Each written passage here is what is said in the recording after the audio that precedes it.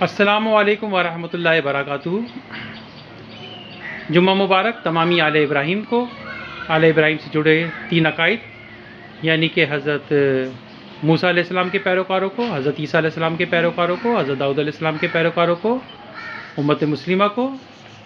और एक बार फिर मैं ये कहूँगा कि फ़लसफ़ा हज़रत उमर रज़ियल्लाहु ताला अन्हा के बाद हम अमेरिकी अब्राहम अकॉर्ड की दोबारा तायद करते, हिमायत का ऐलान करते, और बिलखुसूस उसके उस पहलू से जिसमें यहूदी, ईसाई और मुसलमान इकट्ठा इबादत, ज़ियारत और अब अमेरिकी अब्राहम अकॉर्ड के बाद इकट्ठा रह सकते हैं, इकट्ठा एक जैसे ख्वाब देख सकते हैं, इकट्ठा खा सकते हैं और दुनिया के लिए अमन का पैगाम दे सकते हैं। वो वक्त हमारे लिए बड़ा खुशी का था जब बाइडेन इंतज़ामिया आई थी, तो हमने सेक्रेटरी ब्लिंकन साहब से बाकायदा रिक्वेस्ट करी थी ट्विटर पैगाम से कि आप अमेरिकी अब्राहम अकॉर्ड के जो तसलसल है इसको जारी व सारी रखें, और बिलखुसूस उसके उस पहलू से जिसमें यहूदी, ईसाई और मुसलमानों का इकट्ठा रहना, इबादत करना, ज़ियारत करना, एक जैसे ख्वाब देखना, ये बड़ा अहम है। ताहम अरब और जो इज़राइल का मामला है वो दो अक़वाम का है, लेकिन वहाँ जो मसला है वो अरब इज़राइल तनाज़ा नहीं है, बल्कि वो वहाँ पर दो कौमों के मुनसिफ़ाना सरज़मीन तकसीम का मामला है, जिसका बाद में सेक्रेटरी ब्लिंकन साहब ने कहा कि मुनसिफ़ाना सरहदी तकसीम और मुनसिफ़ाना ज़मीनी तकसीम होनी चाहिए और ये नागुज़ीर है। और उन्होंने जो बात पहले कही सेक्रेटरी ब्लिंकन साहब ने, वो आज उस पर भी कायम है, और वो यकीनन बहुत शफ़ीक, हमदर्द और एक अच्छे इंसान हैं, और मुसलमान उनकी बहुत कदर करते हैं। गज़ा के मुसलमान तो खैर उनकी बहुत इज़्ज़त और एहतराम करते हैं कि उन्होंने वहाँ पे मेडिकल एड दी, बहुत सारे वहाँ पे इमदादी काम किए इंसानियत के लिए, गज़ा के मुसलमानों के लिए, और ये हम सब के लिए बहुत खुशाइन है।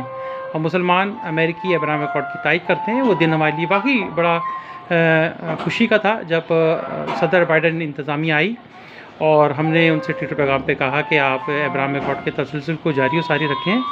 और फिर बात उन्होंने उसको अपनी ख़ारजा पॉलिसी का मेन हिस्सा बनाया, और फिर ईद कुर्बा के दिन उन्होंने इब्राहिमी फ़ेथ का लफ्ज़ इस्तेमाल किया। उन्होंने कहा इब्राहिमी फ़ेथ से ताल्लुक़ रखने वाले, उसकी सुन्नत पर चलने वालों को मैं मुबारकबाद देता हूँ, यानी कि ईद कुर्बा की मुबारकबाद देता हूँ, जो इस त्यौहार को मनाते हैं। तो ये बड़ी खुशाइन बात थी, और अमेरिका अपने इन्हीं बेमिसाल खुसूसियात की वजह से आज दुनिया का आलमी रहनुमा बन चुका है, और पहले भी था।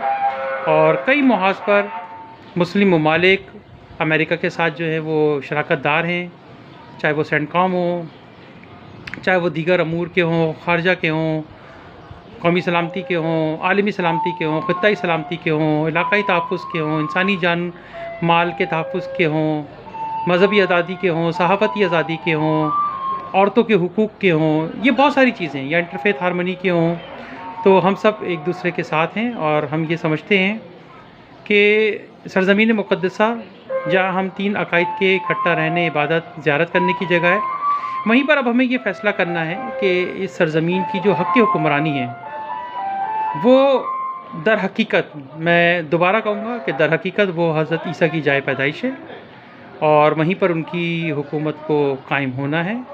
वो दुनिया में आएंगे, पैगाम आम लेकर आएंगे। अल्लाह ने उनके नसीब में यानी कि एक बड़ा काम रखा हुआ है, वही अल्लाह की वादानियत को इस पूरी दुनिया में आम और ख़ास बनाएंगे।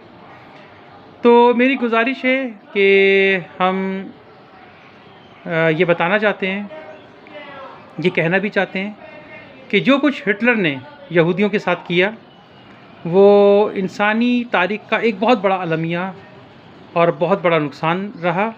हम मुसलमान उम्मत मुस्लिमा हिटलर की इस जो तशद्दुद पसंद सोच है, जहन है, उसकी कार्रवाई को आज भी मज़म्मत करते हैं।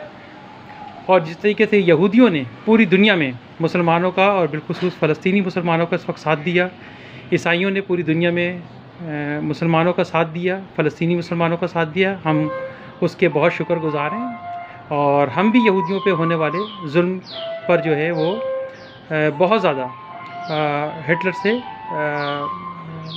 मज़म्मत करते हैं, उसकी सोच से, और इन ख़यालात का दुनिया से ख़ात्मा चाहते हैं।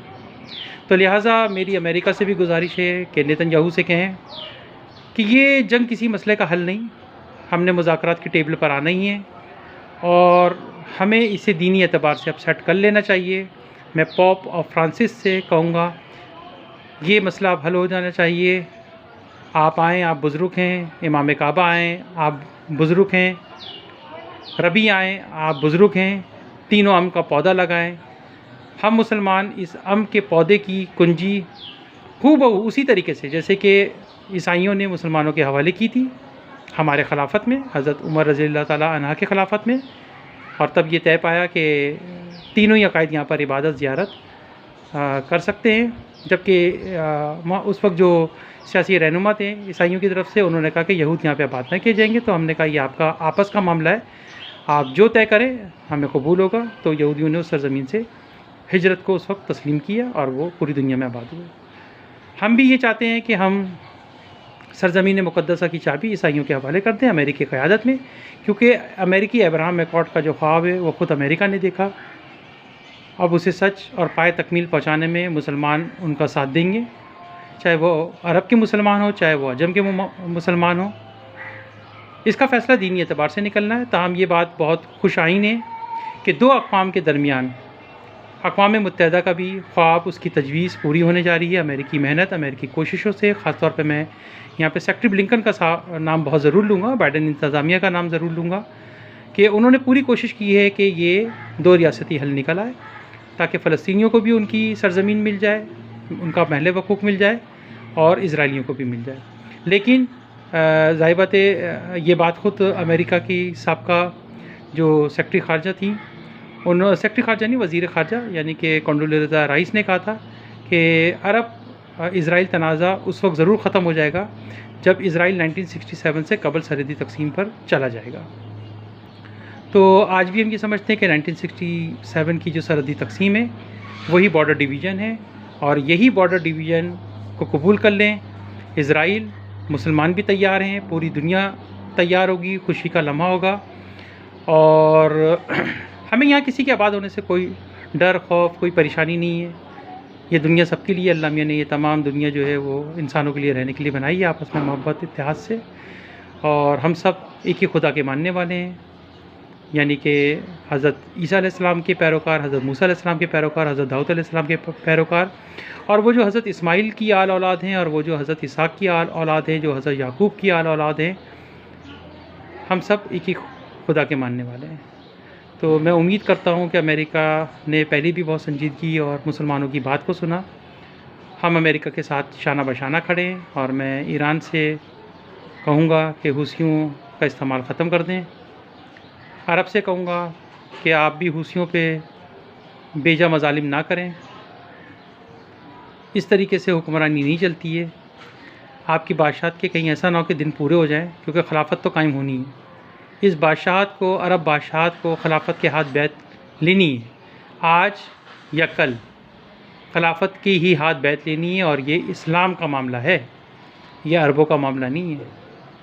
खिलाफत कायम होगी, होकर रहेगी, चाहे वो अजम के हाथों में जाए या अरब के हाथों में जाए, लेकिन खिलाफत का कायम होना है।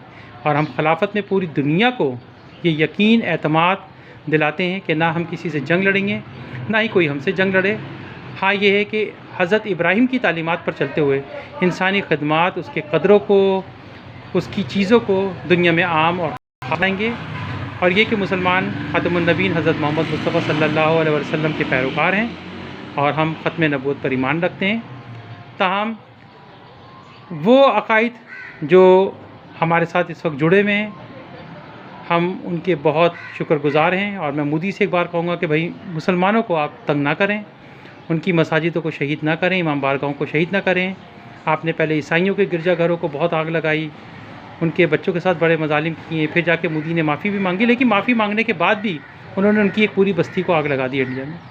तो ये सब ना करें, क्योंकि अगर आप में मज़हबी जनूनियत है तो फिर दीगर भी जो अक़ाइद हैं, मज़ाहिब हैं, उनमें भी मज़हबी जनूनियत आ जाएगी, लिहाजा मामला ख़राब हो जाएंगे। कोशिश करें कि दुनिया को हम का गहवारा बनाएं, और हमारे पास दुनिया में जीने के बहुत सारे रास्ते हैं। सबसे बड़ा मकसद हमारा जीने का है कि इंसान खुशहाल रहे, इंसान आबाद रहे, और एक दूसरे के साथ मिल के रहे।